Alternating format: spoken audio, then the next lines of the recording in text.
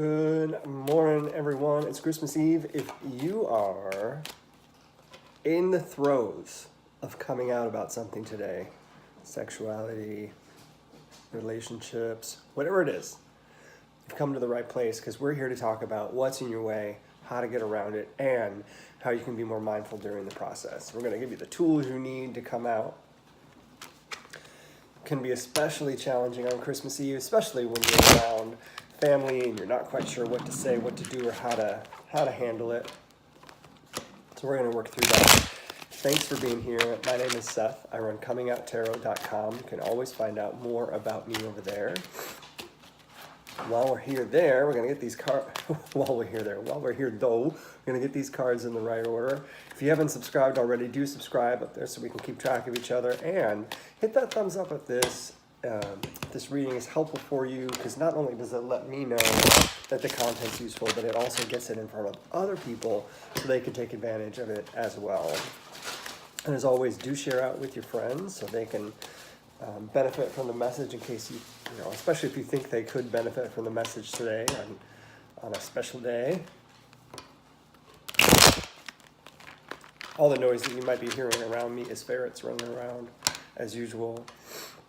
We're still house sitting 5 extra ferrets. They're dying for their timeout. I'm on the second shift. All right, we're almost ready. Our coming out obstacle. How are we going to get around that? And how can you be more mindful? Ooh, interesting. Okay, so obstacle, action, mindfulness. It's going to be a challenging day. Obstacle is the 10 of swords. Action is the 2 of stones. Our mindfulness today is the 9 of wands. Today, 19, 20, 20. Oh, today, first off, overall, if there's something you're planning on coming out about today, right path, right time. It's not going to be an easy experience. Coming out is never super easy. It's something we get used to, I think. It's something for those of us that come out repeatedly, especially if we're coming out about being part of the LGBTQ community. After you come out the first time, you find that you're constantly coming out almost on a daily basis, because someone's like, hey, how was your weekend? And like, oh, well, we did this, this, this, or this. Oh, who's we? And then suddenly you have to decide, do I share this part of my life? And if you do, you're coming out. Similarly, when there are moments in healthcare or health insurance and you're talking to HR and you have to make some choices, do you have to make some choices for your spouse? Do you have to turn in some sort of paperwork because your state doesn't? It has to now, because federally we've recognized marriage, but in the past, if your state didn't recognize marriage, there were domestic partnership things you had to do, and it basically outed you in the HR arena. So there are moments that those of us who have come out continue to come out all of the time. There are moments that those of us who haven't come out are either ready or it happens for us. And in this instance, today, the obstacle that's in front of us, this 10 of swords, I think past trauma, past wounds, past challenges are going to find their way to either causing you to choose to not come out because it's just too painful, or it's going to thrust you forward in making the decision. And the biggest obstacle is, how do you get over those past traumas, those past challenges, those past hurts without dragging all of that through the coming out experience? Because then, in my experience, what that does is create a negative coming out, and that's my own subjective awareness of when you go through all of that, it just makes it frustrating instead of this positive, potentially positive and uplifting experience, because there's a lot of fear and anxiety associated with coming out anyway, and this this shows us that fear and anxiety exists.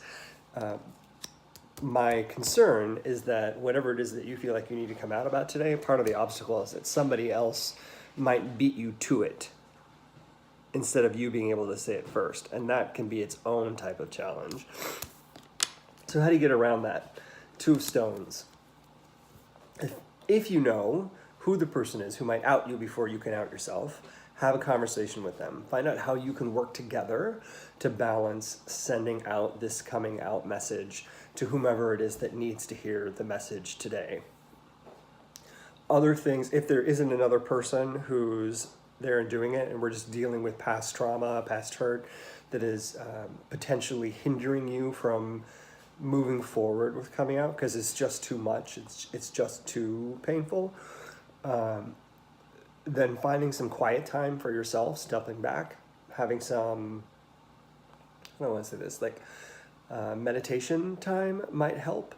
Having someone else to talk to might help, someone who can ground you, focus you, and prepare you and say, yes, you've got this, you've thought it through, and you know exactly what you're going to do. Now, go do it. So having an ally in your corner would be extremely helpful. And if there's someone who might out you before outing yourself, talk with them so you can work with them so that you can out yourself together. That way it's still in your control. The most important thing about coming out, I think, is having control over the experience. If you don't have control over it, that's when it becomes the type of experience that you don't want to have again, because it's already challenging to come out every time you got to come out. But to have on top of that negative association with coming out just makes it harder. Okay. How can you be more mindful during the process? 9 of Wands. Protection. So where are you hindering yourself? Where are you protecting yourself? What are you protecting yourself from? As you are thinking about this coming out event, are you protecting yourself because I was reading a great post today about how ego creates protective space for us. And is it your ego that's protecting yourself, or is your ego needing the teaching that you got this, you can handle it, thank you for all the protection in the past, ego, but I'm ready to not be in this self-serving space. I am ready to put myself out there in order to be more available to others and those around me. So protection. What is it? Where is it? Why is it there? Mindfulness around how you're protecting yourself, and if you truly need to, is the exercise for the day. Now here's the thing. Even though I said it's right track, right course, right time, that is a general reading. So what I want you to know is if you're watching this and you're feeling like, yes, it is the right track, it is the right course, it is the right time, then go do it. Get yourself, get your life, make it happen. If it is not feeling that way to you, and this trauma is too intense, then don't put yourself through it because I said it's the right course, right track, right time. It may not be for you. So this reading is meant as a general reading for anybody who's watching it, and I hope that it resonates with you. If it does not, please let it go. If it does, hold on to it, nurture it, work with it, and allow it to spur you forward.